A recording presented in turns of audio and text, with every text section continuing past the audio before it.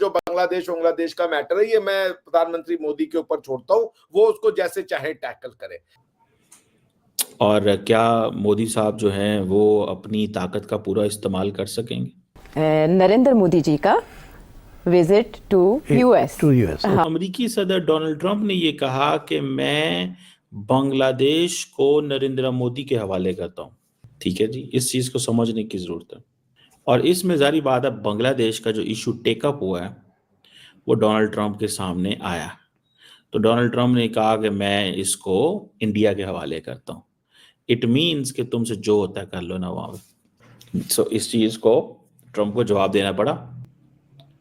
अब क्वेश्चन ये है कि ये जो इंडिया ने मोमेंटम बिल्ड किया कि जी रेडिकल इस्लामिस्ट एलिमेंट्स, क्योंकि इंडिया को क्या समझ लगी, देखिए इस चीज को जरा समझिएगा। इंडिया ने ये जानना शुरू किया, समझना शुरू किया कि आए अमेरिका को, यूरोप को और दुनिया को बताएं कि जो इंडिया के बॉर्डर के ऊपर इस्लामिक स्टेट्स हैं उन्हें किस तरह एड्रेस करना है। वो पाकिस्तान एंड बांग्लादेश को एक कन्वीनियंट जिसे कहते हैं ना प्रे समझते हैं। मतलब उन्होंने कहा इनकी तो बात ही कोई नहीं, जब मर्जी हम कर लें, जैसे मर्जी हम करें, हमें कौन पूछ सकता है। सो बांग्लादेश को और पाकिस्तान को दूर बना लिया कि जनाब इनका क्या है, इनको इस्लामिक मिलिटेंट्स, टेररिस्ट, दहशतगर्द, जाति, फलाने टोकाने, ये वो हैं। तो इस चीज को देखते हुए इंडियंस ने पूरी की पूरी जो कॉन्टेक्स्ट है वो बदल दी। अब ये जो बांग्लादेश वाली सब स्टोरी है, इसमें जो बांग्लादेश को ये कहा गया है कि तुम्हारे कंट्रोल में है, जाओ जो होता है कर लो, do what you want to do, जो आपसे होता है वो आप कर लें, हम यहाँ पे आपको कुछ नहीं कहेंगे। This is not what we are going to say you, हम कुछ भी नहीं कहेंगे आपको। आपको पता है कि आज बांग्लादेश के फॉरेन मिनिस्टर जो हैं उनसे जयशंकर की मुलाकात हुई है। जयशंकर ने बड़ा टफ सा फेस रखा हुआ था, बड़ी सख्त किस्म का, और क्योंकि जयशंकर होस्ट हैं तो हर बंदा जयशंकर को मिलने आ रहा था। इंडिया की फॉरेन मिनिस्ट्री का बजट तो उन्होंने बहुत बढ़ा दिया है ना जनाब, क्योंकि यहाँ पे डिपेंड करता है कि इंडिया क्या पत्ता डालता है बांग्लादेश को। देखें, इंडिया ने मालदीव्स को पत्ता डाला पैसों का, क्योंकि वो economically they were not good. Sri Lanka को पत्ता डाला पैसे का, कम्युनिस्ट प्रेसिडेंट थे, आए, उनको पता चला पैसे कोई नहीं है, क्या करें, उन्होंने कहा बस ठीक है यही कर लेते हैं। How the things are unfolding, how things are unfolding in future, कैसे चीजें अनफोल्ड होंगी। और क्या मोदी साहब जो हैं वो अपनी ताकत का पूरा इस्तेमाल कर सकेंगे? इंडिया की डीप स्टेट बहुत, इंडिया की जो लॉबी है अमेरिका के अंदर वो बड़ी तगड़ी हो गई है। जो बांग्लादेश का मैटर है, ये मैं प्रधानमंत्री मोदी के ऊपर छोड़ता हूँ, वो उसको जैसे चाहे टैकल करे। It's a huge statement. अब उसका कॉन्सिक्वेंस क्या हुआ कि आप तुरंत देखें, जो अडानी की डील कैंसिल कर दी गई थी इलेक्ट्रिसिटी की और सब चीजों की, वो वापस से बांग्लादेश ने उनसे डिमांड करना शुरू कर दिया, and they have completely change their stance towards India. तो फर्क पड़ जाता है कि आप इसमें क्या रोल देख रहे हैं। तो डिफेंस इज नॉट, जो कि ज्यादा तो लोग रहते हैं, जैसे मैंने एक न्यूज़पेपर आर्टिकल को भी पढ़ा, उसमें वो कह रहे हैं कि ये एक स्ट्रैटेजी है चाइना को काउंटर करने के लिए, but I think it is not just that, it is much much beyond that.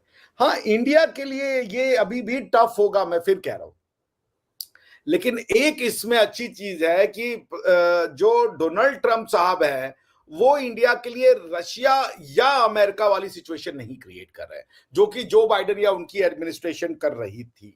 जैसे आप देखिए, डोनाल्ड ट्रंप साहब के आने के बाद रशिया ने भी ओवरचर्स दिए हैं कि वो तैयार है बातचीत करने को ज़ेलेंस्की साहब के साथ। पुतिन साहब ने ट्रंप साहब को कांग्रेचुलेट किया, उनकी बड़ी तारीफें करी हैं। टेलीफोनिक कन्वर्सेशन हुई है और उसके अंदर क्रेमलिन से ये स्टेटमेंट आया कि अब अमेरिका और रशिया के दरमियान जंग नहीं होगी। एग्जैक्टली। तो बिग स्टेटमेंट, मतलब ये बिल्कुल। तो आप अब ज़ेलेंस्की साहब का देखिए ना, ज़ेलेंस्की साहब क्या कह रहे हैं, वो कह रहे हैं कि हम टेरिटरी स्वैप करने को तैयार हैं। जो चाइना रशिया के अंडर में चला गया वो रशिया ले ले, जो हमारे पास कोस्ट का रीजन है वो हम ले लेंगे। तो बेसिकली वो कह रहे हैं डोनास्क लोहांस्क वाला जो एरिया है उसको हम स्वैप करने को तैयार है। अभी वो टेरिटरी स्वैप करने की बात है, मैं आपको बता रहा हूं Donetsk and Luhansk is a done deal. वो रशिया लेकर के ही जाएगा, उसके बदले में कुछ और जो उनको कंसेशन देनी होगी जेलेंस्की साहब को देने को होगा, वो आपस में वो मिल बैठ के बता लेंगे। तो it's a very good news कि जो डोनाल्ड ट्रंप साहब है वो पोलराइजेशन नहीं क्रिएट कर रहे हैं, वो मल्टीपोलैरिटी को समझते हैं, वो दुनिया को एक साथ लेकर के चलना चाहते हैं।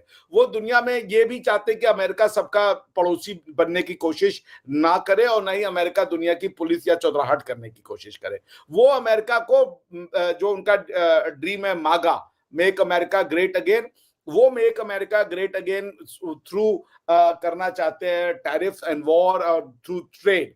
वो ट्रेड में, जॉब क्रिएशन में, और उसके बाद अपनी मिलिट्री को जो है वो एक्सेसिव लेवल तक डेवलप करने पे, मतलब एक्सेसिव एज इन मॉडिफाई करने पे वो जोर देना चाहते हैं। ये उनका वो है। और इसको मैं ऐसे खत्म करूंगा कि प्रधानमंत्री मोदी जी ने बहुत ही अच्छा बोला कि we have a dream of Viksit Bharat, जो कि हमारे विरासत और हमारी डेवलपमेंट को साथ में लेके चले।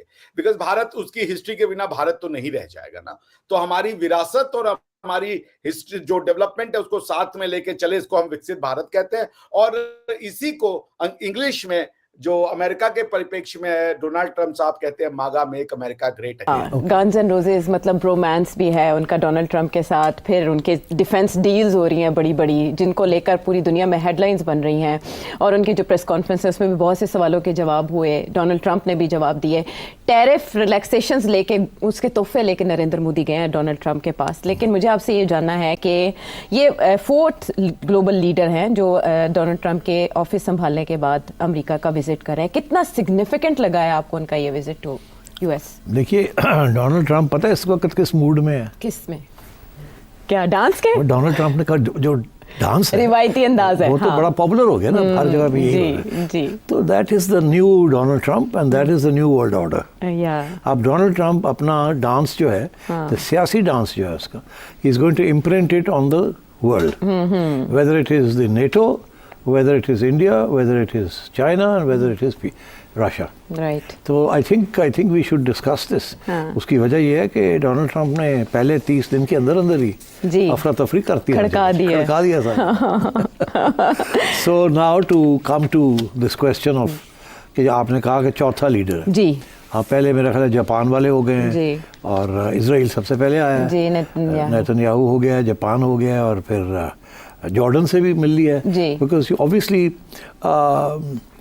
ये जो इशू है गाजा का, तो उससे जॉर्डन इज इन्वॉल्व ना, बिकॉज ये तो कह रहे हैं ना कि ले लें जॉर्डन को, कह रहे हैं इजिप्ट को और उर्दन को, इनके ऊपर प्रेशर है कि आप पैलेस्टीनियंस को ले लें।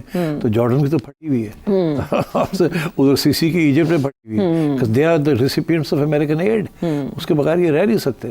तो अब उधर से ये कह रहा है कि बंदे रखे आप, और गाजा को मैंने अब नया एक सीज रिजॉर्ट रिवैम्प करना है, और उधर तो पैलेस्टीनियंस को अब रखना नहीं है हमने। तो मतलब है कि अच्छे खासे उसने जो है shaken up everything, the existing status quo in the region and in the world.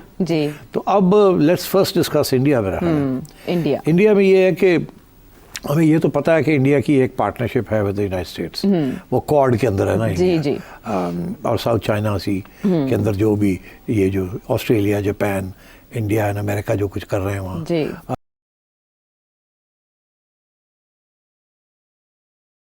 पिछले साल बांग्लादेश के अंदर रिजीम चेंज हुआ, और उस रिजीम चेंज का सीधा सीधा कनेक्शन अमेरिका से बैठा, क्योंकि अमेरिका के यूएस एड ने फंडिंग दी थी इस रिजीम चेंज ऑपरेशन के लिए। और ये बात सामने आई जब डोनाल्ड ट्रंप की सरकार बनी और उन्होंने पूरी इन्वेस्टिगेशन की, ऑडिट किया यूएस एड का।